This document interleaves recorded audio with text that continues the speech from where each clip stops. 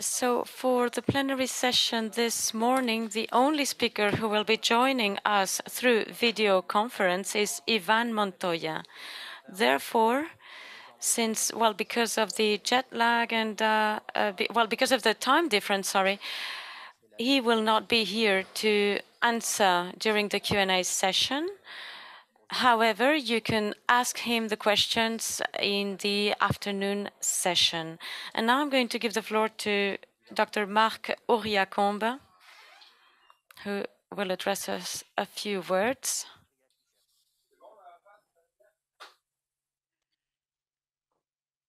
Well, good morning, everybody. Well, I think after that long time, it's a real pleasure meeting friends and colleagues again in an analog style.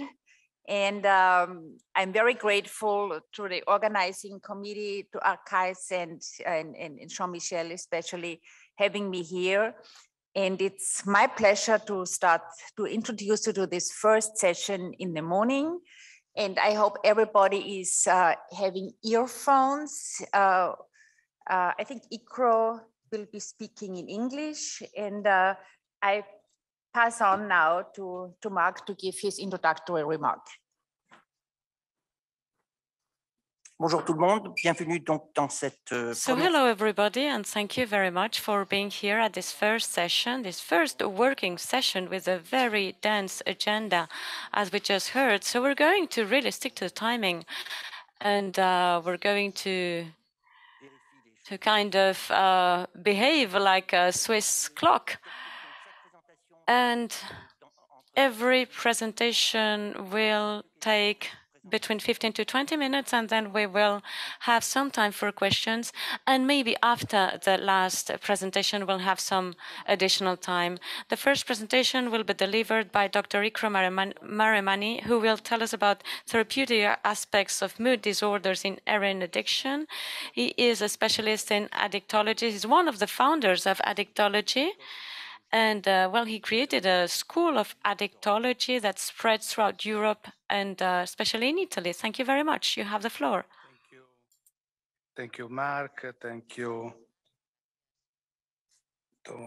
for the kind introduction. And bonne journée à tous. Je tiens tout d'abord. First of all, let me thank my friend Jean-Pierre and all my French friends for their very warm welcome and invitation. I would also like to thank the organizers of the Congress. But I have to say that my French is even less fluent than my English, so I'm going to spare you what may be just an attempt to speak French. So I'm going to switch to English. Me to discuss how to treat mood disorder in heroin addicts with and without dual disorder.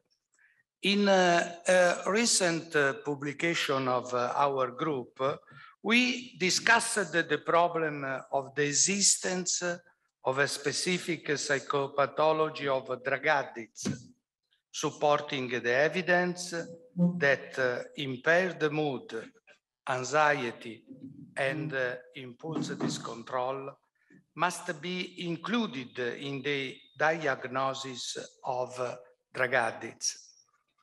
In my presentation, I want to suggest that dual disorder heroin addicts with the mood disorder need an adjusted agonist opioid treatment in which the use of psychopharmacological agents must be modified according to the need of the program, that dual depression do exist in all heroin addicts and in someone is dominant, influencing the treatment response and the long-term outcome of these patients.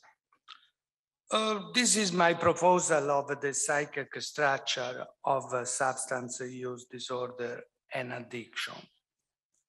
This is a vicious circle, starting from the persisting factors of addiction, on the persisting factor of addiction, there is, of course, the effects of the used substances, but is in the addictive process that we can find the cause of the psychiatric consequences of a substance use, and also the embryo of the psychopathology specific to substance use disorder.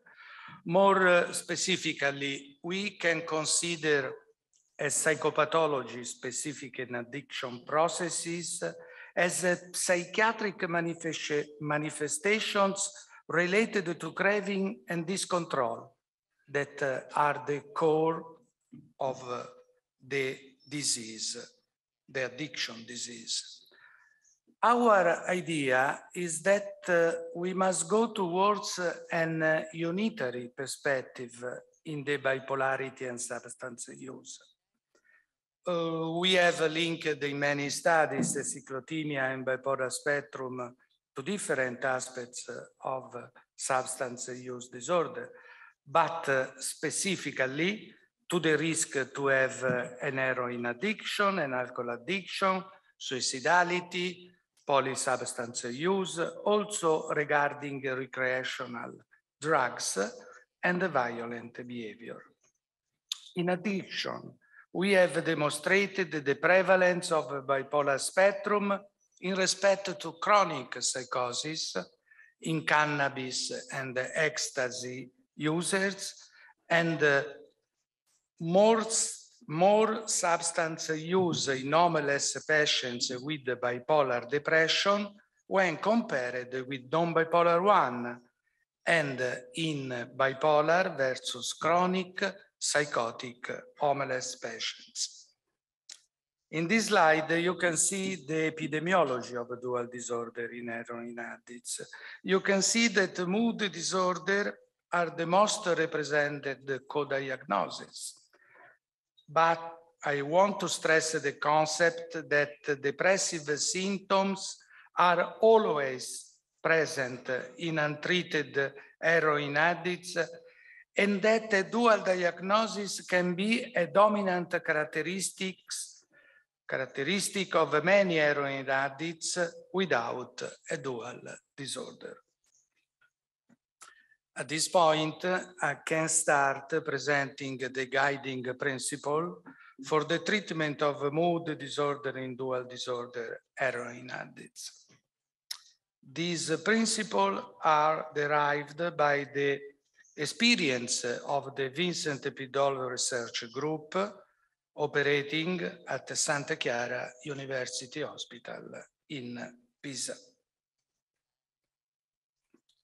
In the upper part of this slide, you can see the results of our bipolar 1 heroin addicts patients treated for 10 years with results not different to heroin addicts without dual disorder. And these are the principles we use, the principle that I want to recommend to you. You must remind that antidepressant pharmacotherapy alone cannot extinguish addictive behavior in heroin use disorder patients, that long-acting opioids have antidepressant properties, and that overstandard of dosages of methadone over 120 milligrams a day are needed. Why these overstandard dosages are needed in these patients? Because we must control for cumulative level of opioid death. The first opioid death is related to the severity of illness. That means the level of tolerance to opioid in the street. The second level is the eventual presence of a pain syndrome. In this case, the dose of opioids must be increased. The third level is due to the presence of a psychopathology. due to the presence of a dual disorder, but also to the presence of a psychopathology specific to substance use disorder. The fourth level is due to the presence of stress. Consider that generally heroin addicts show a reduction in the resistance to stress, and that we have demonstrated a sort of post-traumatic stress disorder spectrum in many heroin addicts related to their normal life events. Antidepressant medication, especially serotoninergic agents, increase blood levels of methadone. So, in this slide, you can see the interaction between methadone and also buprenorphine and the serotoninergic antidepressant. In particular, fluoxetine, paroxetine, and fluvoxamine can significantly increase methadone blood level. Fluvoxamine can improve the level, but only at, but also in people with high dosages of methadone, and sertraline only during the first week. Citalopram and the citalopram are not related to the blood methadone level. The consequences of the interaction between serotoninergic agents and opioid medication are the following. Caution is needed during the methadone maintenance induction phase, but also with the buprenorphine induction phase. And the serotoninergic agents must be used in rapid metabolizer patients during methadone treatment. Serotoninergic agents are not useful during the detoxification of patients with heroin addiction because we reduce the dosage, but we increase the blood level. So in reality, not detoxifying the patient. Avoid the IMAO because of the interaction with the cocaine, a sort of a disulfiram effect. And remind that craving increase during manic phases. Switching antidepressant must be avoided in depressed heroin addicts. Anti-obsessive craving medication like fluoxetine or sertraline must be preferred. Tricyclic stimulant antidepressant, bupropion, vortioxetine, and trazodone, but only contramide, can be used after opioid detoxification for at least 6 months as anti-hypophoric agents. To understand this latest proposal, you must consider the circle of addiction and the outcome of addiction. The illness is characterized by the alternance of intoxication and self-detoxification, with the progressive loss of the capacity to be rewarded by all normal pleasant activities. So at the end of the natural history of the illness, the anhedonia is dominant. This is true for all the substances used. During the treatment of heroin addicts, opioid medication are good anti-hypophoric drugs, but at the end of the treatment, dopaminergic medication are needed.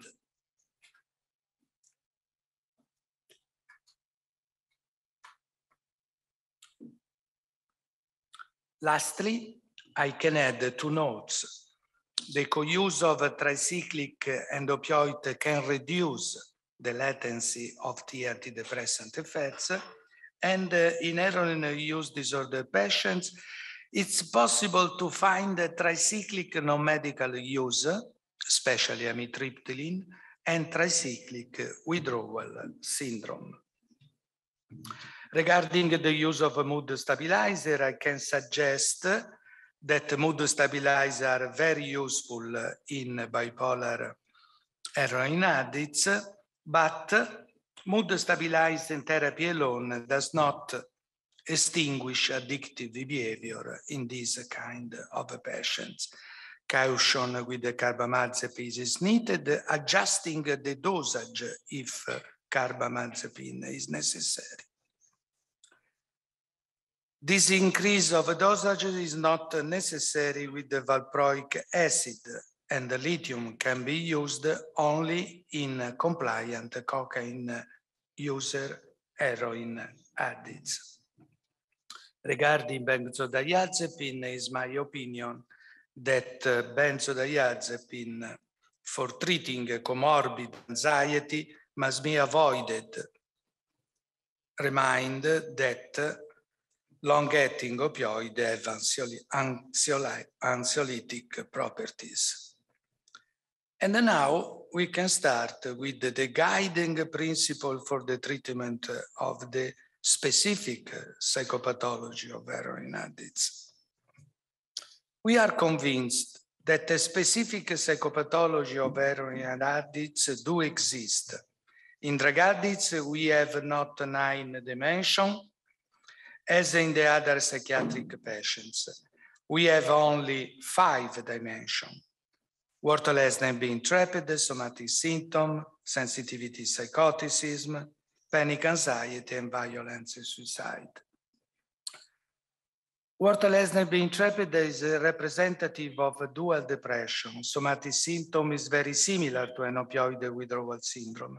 Violent suicide is a representative of impulse discontrol, as we have supposed in our first paper. Sensitivity psychoticism, especially sensitivity, can represent in part the patient's reaction to the stigma for drug addicts in the general population, and panic anxiety is probably related to the presence of opioid receptors in the locus coeruleus, that is the center of panic attacks. But this specific psychopathology is useful in the treatment of heroin addicts. As you can see in this slide, patients with the dominant sensitivity psychoticism dimension at the treatment entry go better with the methadone. In contrast, patients with the dominant violence suicide syndrome go better in buprenorphine. And the psychopathology affects not only treatment with opioid medication, but also treatment in therapeutic community. Dominant violence suicide patients have the poorest results. At the end of my presentation, I want to show the destiny of this psychopathology. After 30 years of opioid medication treatment, psychopathology remains at the minimal levels, and no more patients are dominant in worthlessness being trapped. And if we consider the destiny of the heroin post-traumatic stress disorder spectrum, you can see that out of 7 patients treated for more than 20 years, only 2 were without the presence of an heroin post-traumatic stress disorder spectrum. Whereas 4 patients were still symptomatic. Concluding, so far we can say that psychiatric symptomatology in heroin addicts is related to the presence of a dual disorder, but also to the psychiatric consequences of addictive processing. It means psychopathology specific to substance use disorder. The dual disorder depression in heroin use disorder patients need an opioid medication adjusted treatment. And in patients without a dual disorder, the agonist opioid treatment should not be terminated in responder patients when dual disorder is still predominant. Thank you for your attention, and all of you are invited by me and Maurice de Matteis in the next Congress of Europad that will be held in Grenoble, France, the next November. Thank you again.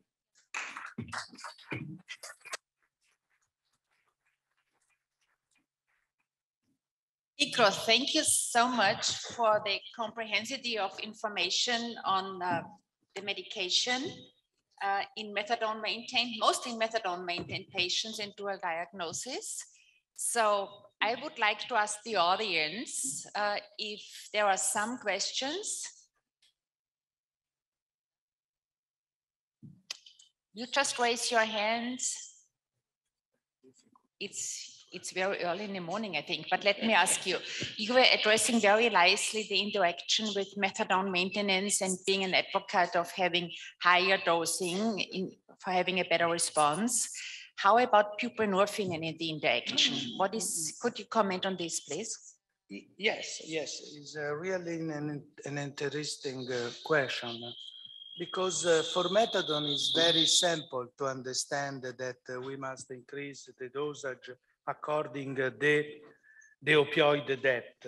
In buprenorphine is different because buprenorphine can block the system at relatively high dosage. But the block of the key receptors is proportional to the dosage. And so also for buprenorphine, especially in patients with psychopathology, is a good idea to increase the dose of buprenorphine up to 16 or 32. Thank you so much. Marc or anybody else? One quick question before we continue. I have the sound all around. So can I ask one last remark? Psychiatry is not good in the development of new medication, but there seems to be a focus now on ketamine for treatment-resistant depression, what we often see in opioid-maintained patients. So just probably it's a quick response, but what are your thoughts about this? It's really difficult to answer this question because when we study psychiatric medication, we exclude people with drug addiction. And when we study medication for drug addiction, we exclude patients with psychiatric disorder. So we don't know the effects of the medication in dual disorder patients. And the problem is to have studies about the response to treatment in dual disorder patients, because the majority of the patients arriving to the psychiatric service, in which there is in many European countries a service of addiction medicine, is important to know the interaction of this medication. For example, ketamine surely is good in psychiatric patients to reduce the latency of answer to tricyclic as an add-on medication. But we don't know nothing about people with dual disorder or people with addiction. So we must know much more before introducing this kind of medication in resistant depression of addictive patients, especially for patients with an addiction to cocaine or to benzodiazepine, who need antidepressant therapy, and often they are not responding to this kind of the treatment. Thank you.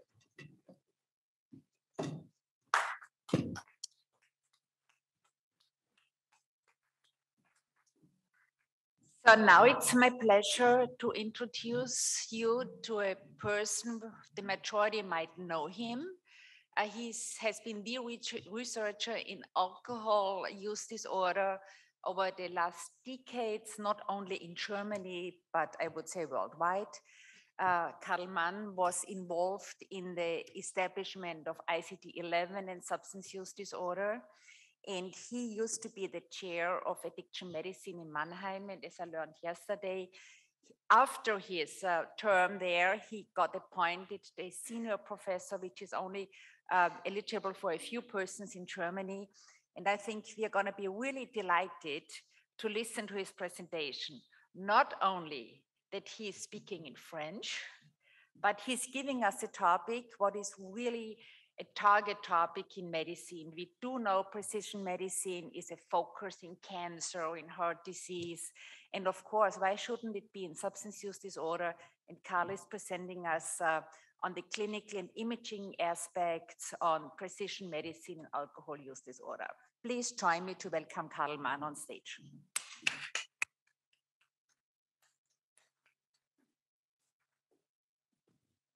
Merci beaucoup, Gabi, et bonjour à tous. Thank you very much, Gabriele. Good morning, everybody. I would like to thank Jean-Pierre and his team for inviting me once again in the Basque Country, a very privileged region in many areas, especially when it comes as well in the treatment of addiction. So it's a pleasure to be here again. So I'm going to talk about precision medicine. The objective of this approach is to improve the efficiency of treatment, to double or triple this efficiency or efficacy compared with placebo. The underlying ideas are rather straightforward. It's even mundane to describe the underlying idea to precision medicines. We're all different. We are all different as human beings, and therefore, as being individuals, we do not react in the same way to treatment. And therefore, the objective of precision medicine is to define those differences and create groups or subgroups of patients that are more homogeneous than in general medicine.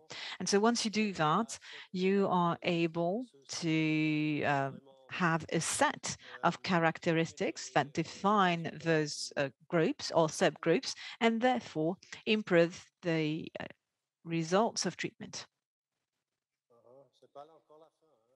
No, I do not want my last slide. This is not the end. I'm hardly starting, says the speaker. Right, so we conducted a large study 10 years ago, maybe more than 10 years ago. That was in April 2009. So the name of the study was PREDICT. And what we wanted to do is really do what I just described. So in this paper, we describe the methods and the hypothesis, the rationale and design of this theory.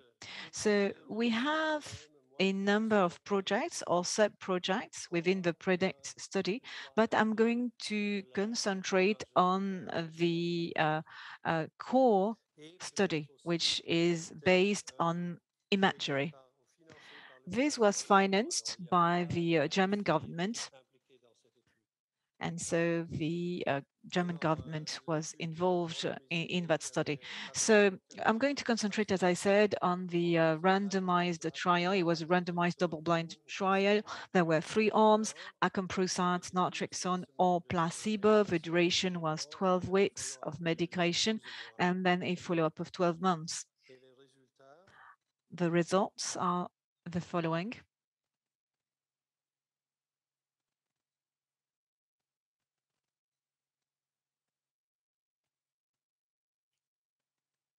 The speaker is trying to get to his slide. So the results are here, are finally here. So no difference between naltrexone and acamprosate, and no major difference with placebo. So a worthless study, so to speak.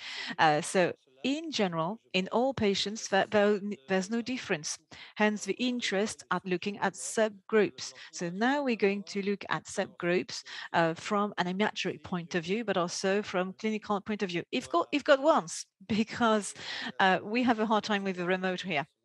So MRI, functional MRI, I'm going to explain what it is. So the patients are lying in the scanning device and we show them pictures. So people with an addiction and a control group. So we show them pictures and we also show neutral pictures. So alcohol stimulus and neutral stimulus or stimuli. And when we show them, we monitor activity in the brain. And the activities in the brain are very specific for some pictures that are triggers. For example, pictures representing alcohol. We're very interested in this area of the brain. And we know, and we've known that for many years, based on a number of studies, the activity in that area of the brain and the increase of activity in the brain is also connected to the results in treatment. So we can show the results of treatment there. So when you have a higher activity in that area, when they have a look at that stimuli, you can select the good respondents to naltrexone, because as you know, there is a mediation with endorphin, and those with a normal activity in that brain, because you do have some with no brain activity, those will not respond to naltrexone. So in that study, there were 73 alcohol-dependent patients. So we had 3 groups, naltrexone, acamprosant, and placebo, and we could show an association, a correlation between the medication and what we could see on the MRI, and it was pretty significant. So now if we have a median split of those people with an activity in the brain, and so again, 2 groups, ones with the higher activity and those with less activity, and we look at the result that they get, we can have a medium split high-low for reactivity. And we do see when we do that with a log rank method, when you have higher activity in the brain, well, those patients respond significantly better than the others. So they do better, they fare better with our treatment. So that was a first trial, a first attempt at showing that there is an interest in precision medicine and that it does make sense.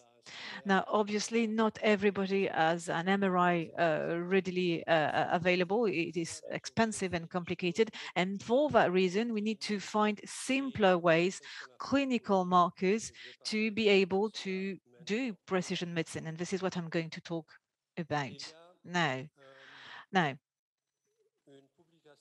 there's a paper which dates back to close to 20 years now, by the group of Van den Brink, and they described different types of patients who need psychological reinforcement.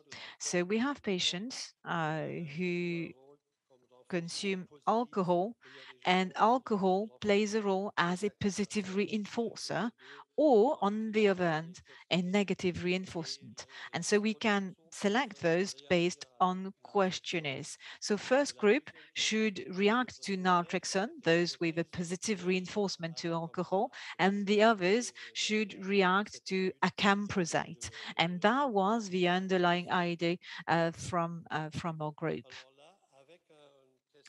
Now, with a questionnaire, 100 questions in that questionnaire, we can describe 4 different types of patients.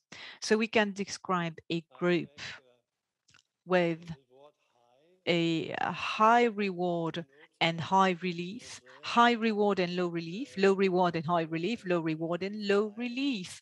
So 4 different groups, 4 different types of reaction to alcohol consumption. So basically high and low respectively. So in one of those groups, naltrexone should be effective, when in the other, that would be acamprosate. So those are the results once again. So we've seen those results already. So in the study as a whole, when you took all patients as a whole, there was no difference between naltrexone and acamprosate or placebo. Now, if you look at the subgroups, you have a significant difference, for example, in favor of naltrexone for the non-reward drinkers. So we do see a very high efficiency, and the efficiency is 3 times higher compared with a study when you have no difference made in between the groups.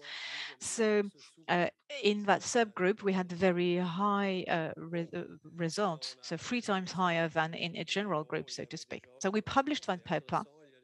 And we had a number of people going, well, it's interesting. And others went, well, it's just pure luck. But there's no luck. There's no chance in research. And we wanted to demonstrate that as well. And this is for that reason that we talk about a crisis of replication or crisis of duplication, the difficulty that we have in replicated results. There was a publication in Nature in 2016 where they conducted an interview with 1,500 researchers. And yes, they did concur in saying 90% of those 1,000 researchers said that there's a problem of replication. In biology, 80% of respondents said that they could not replicate results obtained by other labs. 60% couldn't even replicate the results that they got in their own lab. And in medicine, you have the respective percentage. This, of course, can play a role in the results that we got. It is true that there may be a chance aspect. So we do have replication, but sometimes not at such a high rate. Now, I'm going to show you another study that we conducted. It was conducted by Henry Krentzler in Pennsylvania. His French is not as good as mine. So we do not have the results in French. And so we have that slide in English, unfortunately. But here is the data set.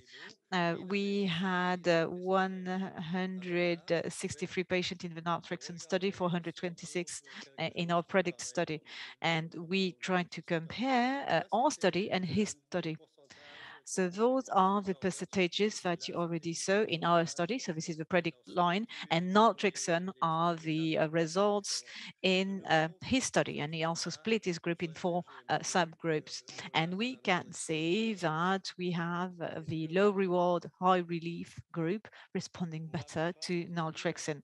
Now, Hans Krentzler, that's the guy here, and he couldn't find the difference between naltrexone and placebo in the entire cohort.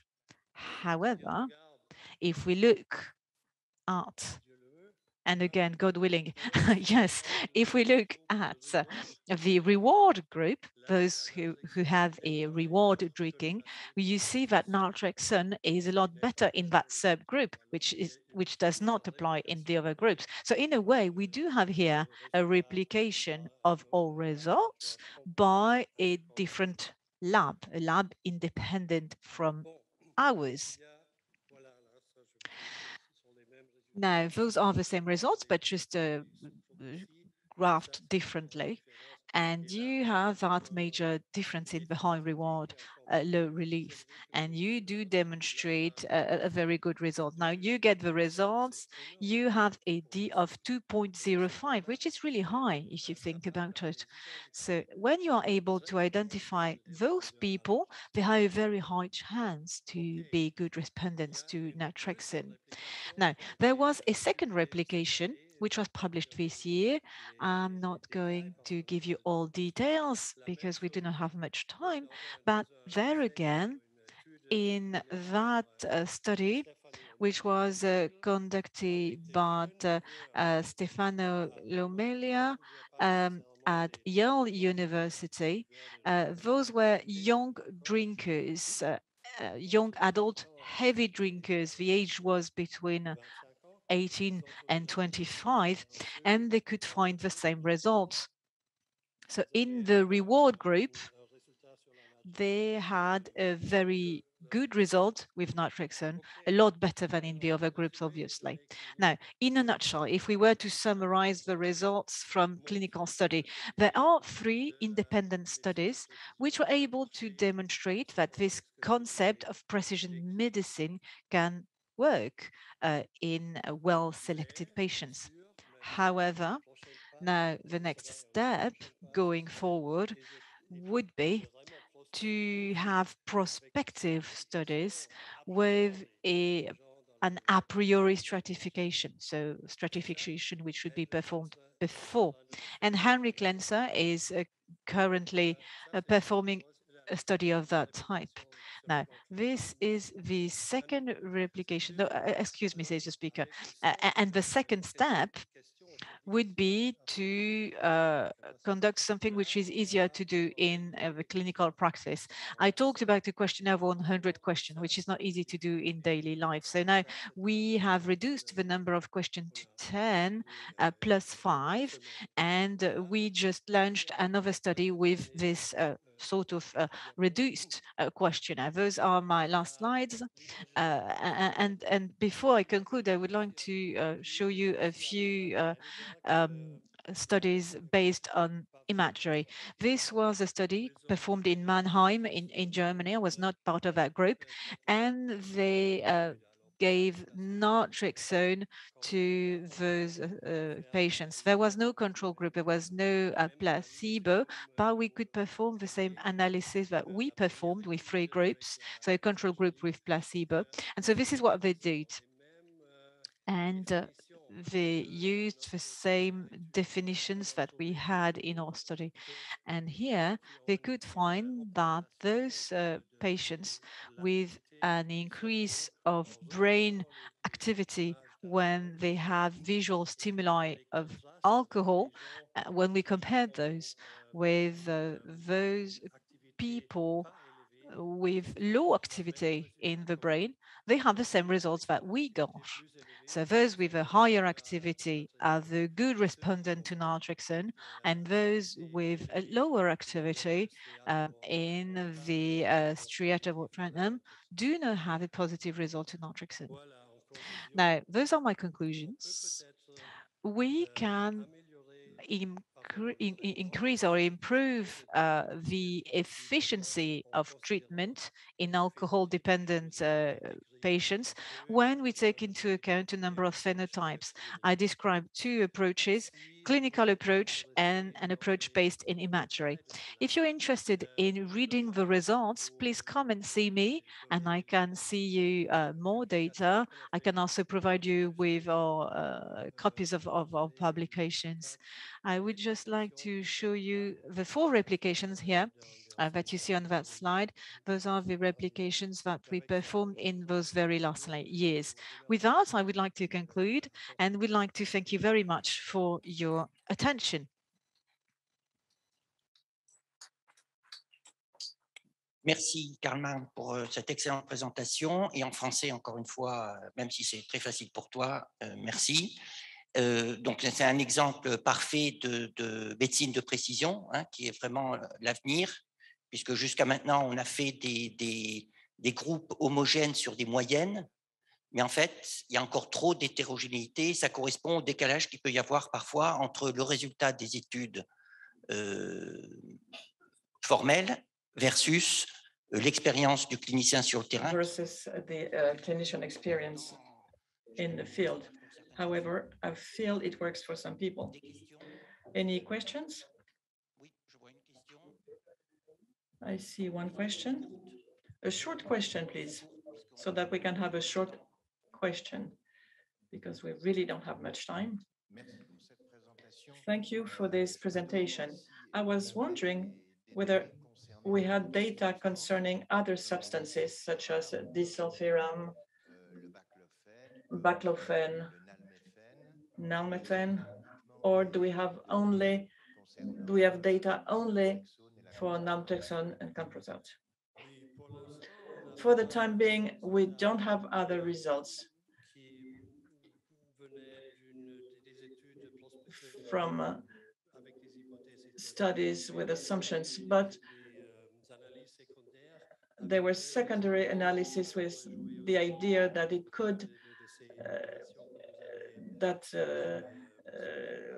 it could work with these medications, but we still need to look into it more seriously. Let me add that the area where it's more important, it's in the pharmacogenetics. I haven't talked about pharmacogenetics this morning, but I think that there will be results for other medications. If I have time, I would like to add one point, because Mary Jean Creek is here. And when I submitted these results, she stood up and she said that how come with 18H genotypes, does it play a role?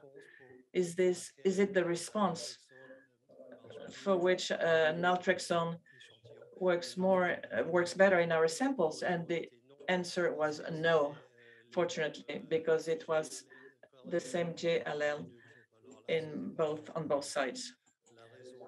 So it was not the reason for the differences, but pharmacogenetics, I think, will give more results. And I think we can use them in practice. Thank you very much, Karl Mann, and congratulations. Don't forget that Karl Mann is staying with us, and during the break, you can ask additional questions to him. Now we have the next communications by Ivan Montoya. He works at NIDA, the National Institute of Research on Addictions in the United States. And he's in charge of the pharmacology division. And his presentation was pre-recorded, and it's on the development of medications to treat opioid use disorders.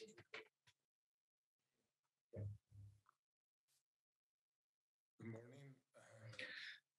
I'm Ivan Montoya. I'm the clinical director of the Division of Therapeutics and Medical Consequences at NIDA. Thank you so much for the invitation to present. I will be talking about the National Institutes of Health helping to end addiction long-term, or HEAL initiative, to accelerate the development of medications to treat opioid use disorders. This initiative was created by the United States Congress about 3 years ago as a result of the dramatic increase in opioid use and opioid overdoses in the United States. By 2019, there were approximately 70,000 deaths associated with drug overdoses, and about 50,000 of them were related to opioids, either prescription or illicit. And the main culprit of this opioid crisis has been more recently fentanyl, with approximately 36,000 of those deaths associated to fentanyl. And the situation with the COVID-19 pandemic is really getting worse.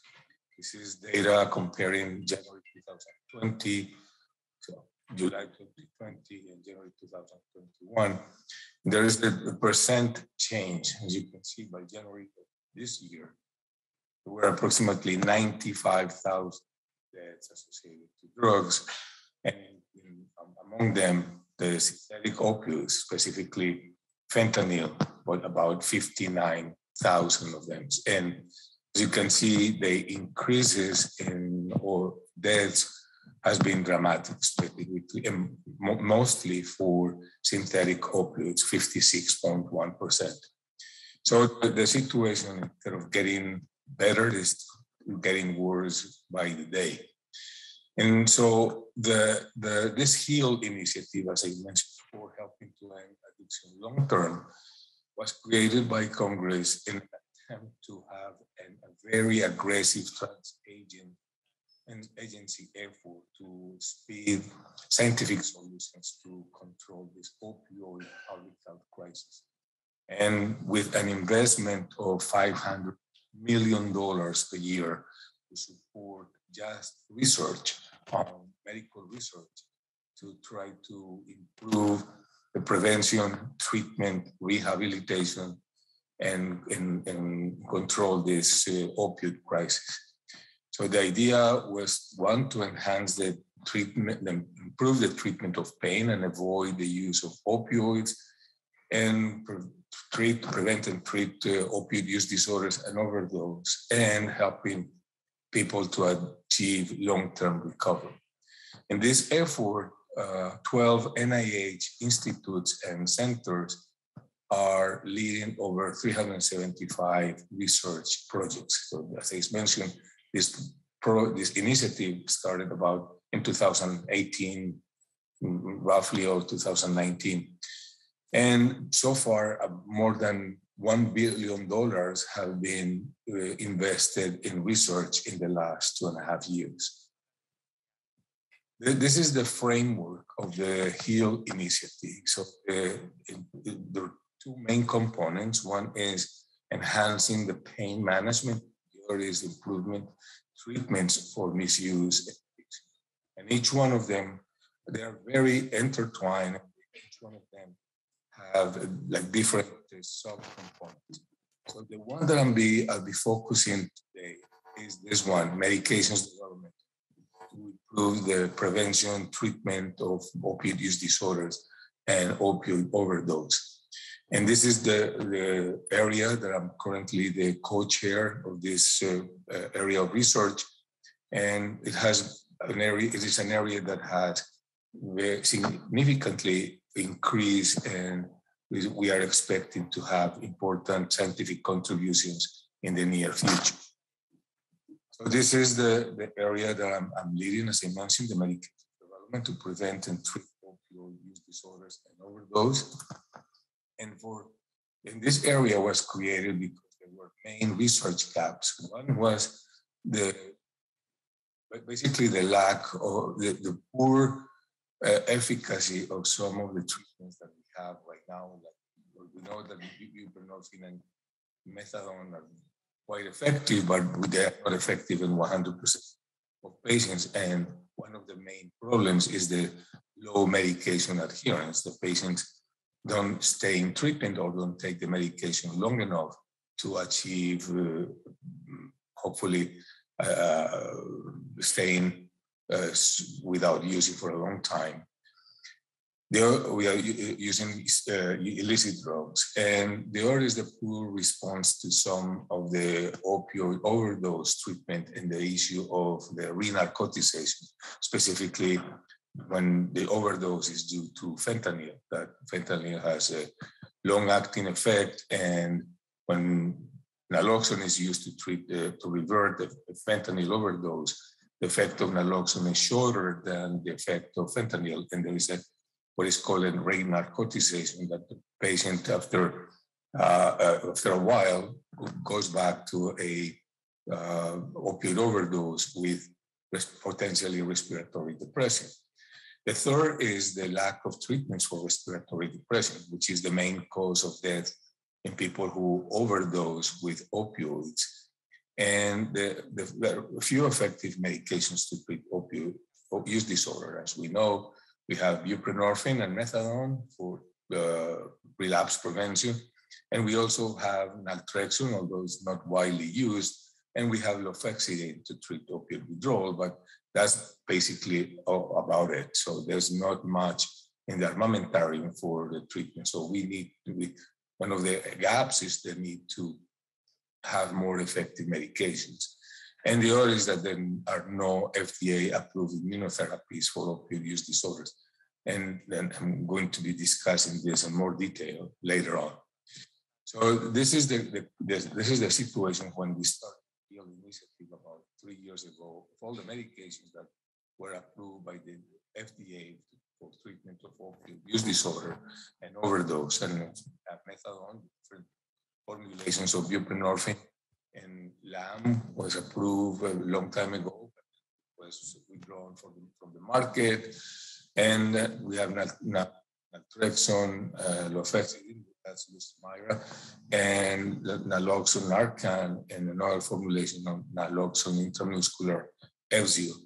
But in the recent years, all these medications have been disappearing from the market for multiple reasons. So instead of increasing the armamentarium or the options for physicians to treat the patients, the options are being shrinking in recent years. So the goal of this component that I'm leading of medication development of the HEAL initiative is to advance the development towards FDA approval of medications and biologics. By biologics, I mean vaccines and monoclonal antibodies to prevent and treat opioid use disorders and overdose. And the goal is to support all phases of medications development. That includes all the way from target identification, target validation, all the preclinical work, IND enabling studies, and then in the clinical arena, phase 1, phase 2, phase 3 clinical trials, with the ultimate goal of filing 15 INDs. INDs is investigation of new drugs. That's when we get permission from the FDA to start conducting studies in humans of a new molecule or a new compound. And the other goal is to obtain 5 NDAs. And the NDA is the new drug application, is the last step in the process to obtain FDA approval. So the goal of 5 years of this program is to have at least 5 new medications approved by the FDA for treatment of opioid use disorders or opioid overdose.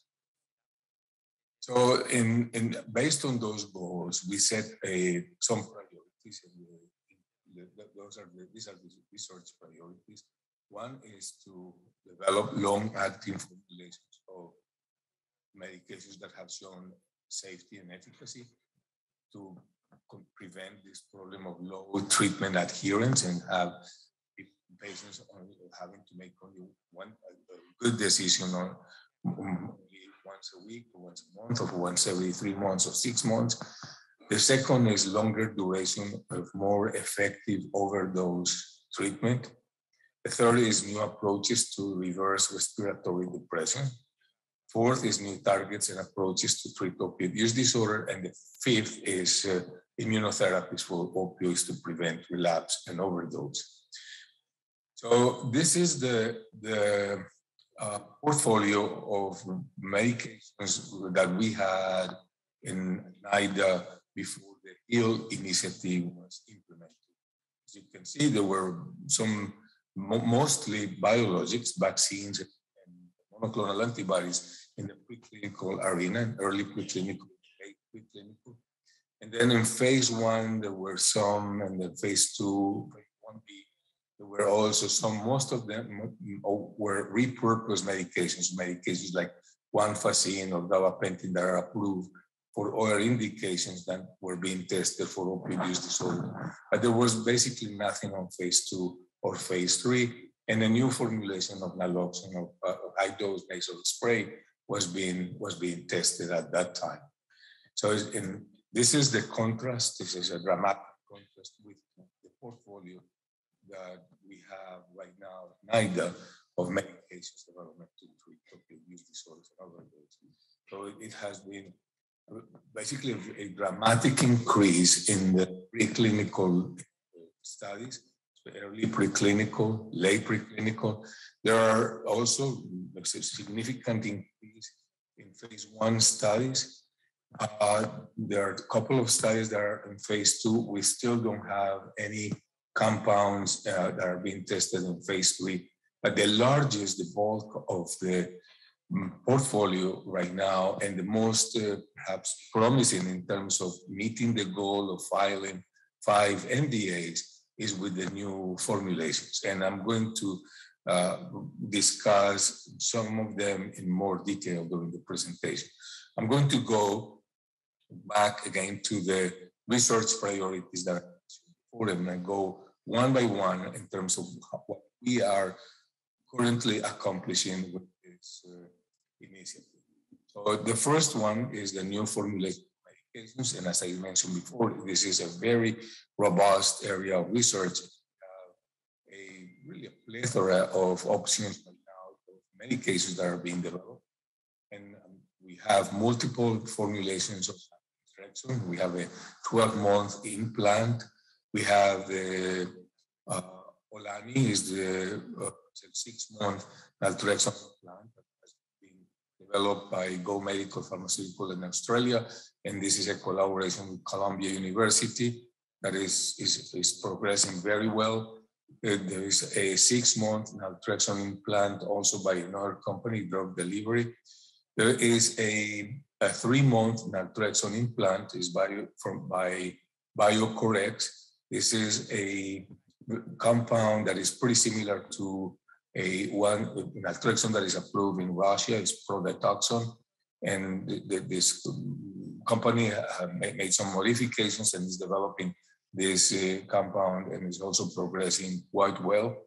There's also a 2-month naltrexone injection, and on the other hand, also as an opioid antagonist, the Titan Pharmaceuticals is developing a 6-month namelphin implant. This is the company that developed Probufin, that is the buprenorphine implant, and now they are developing this namelphin implant. And there's also another company that is developing a depot formulation of namelphin that's emerging.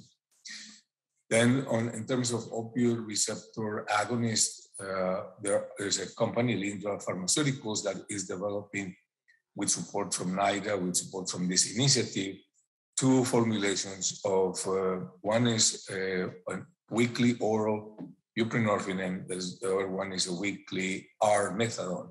So the weekly oral buprenorphine and both of the weekly R-methadone, both of them are using a very innovative approach. This is a capsule that has an acetylate inside with either buprenorphine or with R-methadone.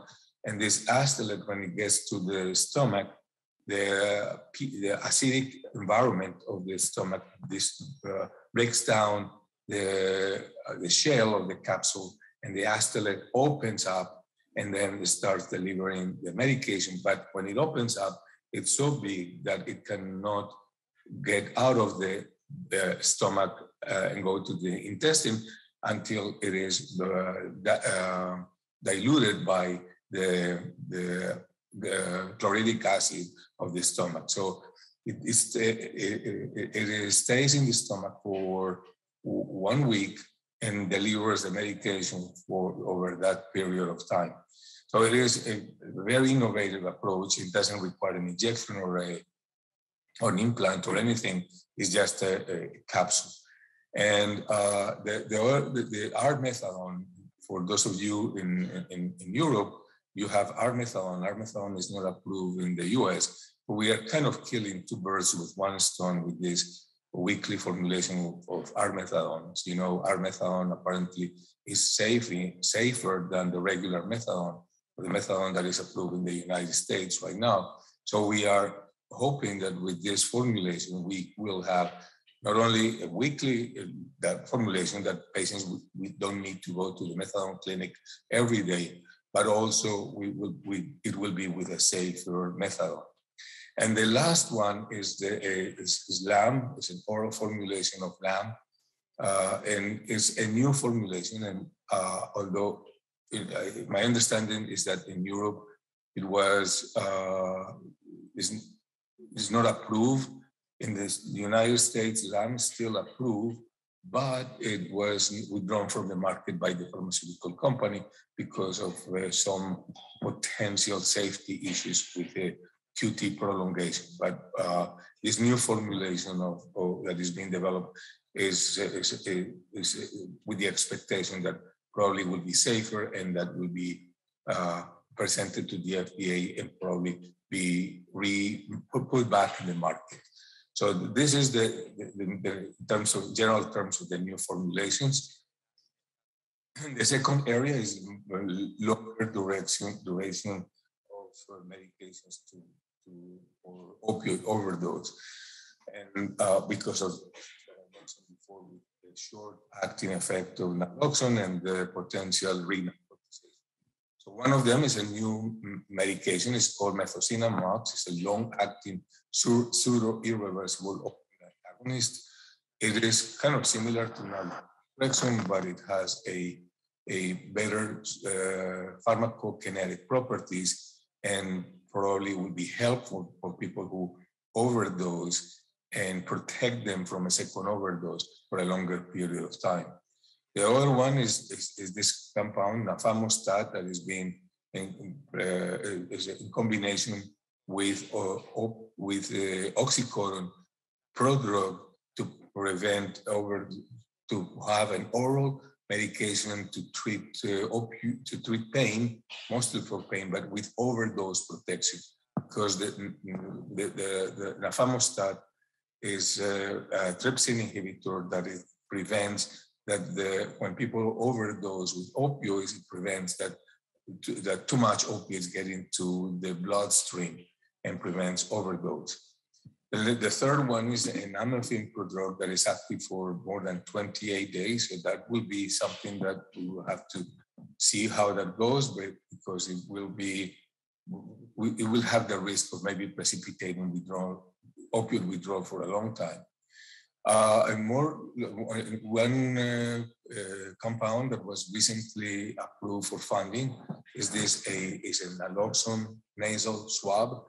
It's a swab that is put that is impregnated with naloxone, and that you can keep it you put it inside the nostril, and then delivers naloxone, perhaps higher doses of naloxone than what can be delivered with the intranasal sprays, and perhaps protect people longer with naloxone. And the last one in this list is a naloxone delivery device. It's a device that detects when someone has low oxygen saturation and associated with opioid use. And when the saturation is too low, it starts delivering naloxone to prevent the progression of an overdose. This is probably a device that would be for more severe patients, but it still is something that is important to have in the armamentarium of treatments. The third is the new approaches for respiratory depression. This is an area, as I mentioned before, we don't have medications approved, and it's still is lagging behind, and we would like more compounds, more promising compounds in this area. We only have 4, and of them, perhaps the only one that is more promising is the dexmedetomidine, but the others is still questioned. We develop right now a collaboration with the National Institute of Heart and Lung and Blood Institute, or NHLBI is the acronym, and that is a sister institute at NIH, and that is focusing on respiratory problems, and NIDA and NHLBI right now have a very close collaboration, trying to develop better medications to treat respiratory depression. Now, in an area that I mentioned before has grown dramatically is the new medications approaches. I can spend the rest of the presentation talking talking of all the preclinical work that is being conducted, but you can see it in the slide presented the entire portfolio. And here is just an example of some of the medications that are being tested at the preclinical level. This is a list of the substances that are being tested in clinical. Excuse me. Most of them are repurposed medications, including one for suvorexant, which is an orexin 1 antagonist, brexpiprazole, and lofexidine. And in terms of immunotherapies, we have vaccines and we have monoclonal antibodies. There are multiple vaccines that are developed and multiple for heroin, for fentanyl, for oxycodone, etc. And also monoclonal antibodies for fentanyl. Perhaps one of the biggest accomplishments of this program in such a short time is that we, for the first time, received permission from the FDA to test an anti-opioid vaccine in humans. So we receive an IND from the FDA to test an anti-opioid vaccine. And this vaccine is currently being tested at the Columbia University in a collaboration with the University of Minnesota, and is progressing extremely well. Another area of immunotherapies that is very promising is the monoclonal antibodies, specifically fentanyl monoclonal antibody. As I mentioned before, fentanyl overdose is very, very difficult to treat. And we hope that with the antibodies, what the antibodies do is prevent the access of fentanyl to the brain and produce respiratory depression. And when fentanyl gets to the brain and the presence of antibodies, so the antibody will start kind of like getting the fentanyl out of the brain. So it's a very interesting approach that we have high expectations, and there's a company that is working and making a lot of progress in this area. Now, in terms of new targets, I explained we have multiple new targets that are being tested.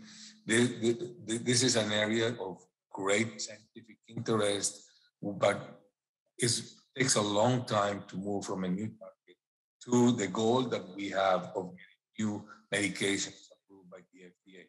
So we are putting a little bit of less emphasis on new targets right now and putting more emphasis on advancing compounds towards FDA approval. So in summary, the progress to date has been quite remarkable. As I mentioned before, the goal of 5 years was to file 15 INDs, and so far we have been able to file 20 INDs. So we already exceeded the goal of the 5 INDs. However, we still haven't filed NDA, and we don't know. We are working, as I said before, we are working very hard on trying to file the 5 NDAs that we are expected to file at the end of 5 years. But in terms of compounds, so we right now there are about 52 compounds that are being developed, 13 in preclinical, 15 in early preclinical, 13 in early preclinical, 15 in late preclinical, 10 in phase 1 clinical, 2 in phase 2 clinical, and 1 in phase 3, and about 11 new formulations.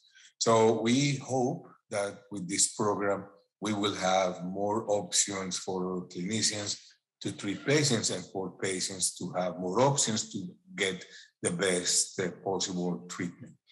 So thank you so much for your attention, and I will look forward to having a discussion later on. Thank you. Bye-bye.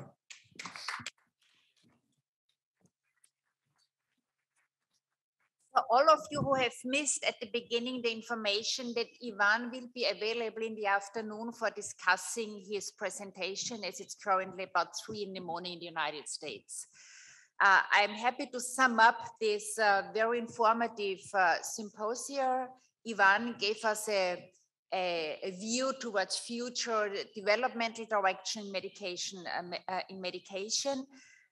My personal point of view, after many years of working experience in the United States, the high fatality in the United States are not only related to the slow medication delivery issue, it's also very much related to the accessibility of this target group to get early treatment, proper treatment, and as Icro was referring to, considering the comorbidity, which is one of the aspects. We have different cultures between the US, Europe, and in Australia.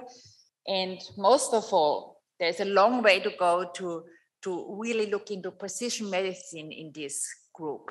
I thank you very much for your attention, and I hand over to Marc, who is having some more information for you. Thank you very much. Juste quelques informations d'organisation générale. So just some information.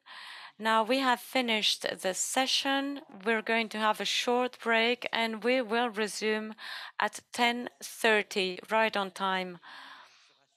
And after the morning session, we will have a symposium sponsored by Gilead, by the industry. And then we will have a lunch break and we will resume at 2:30 p.m. in the plenary session, but also in 5 different parallel sessions in different rooms.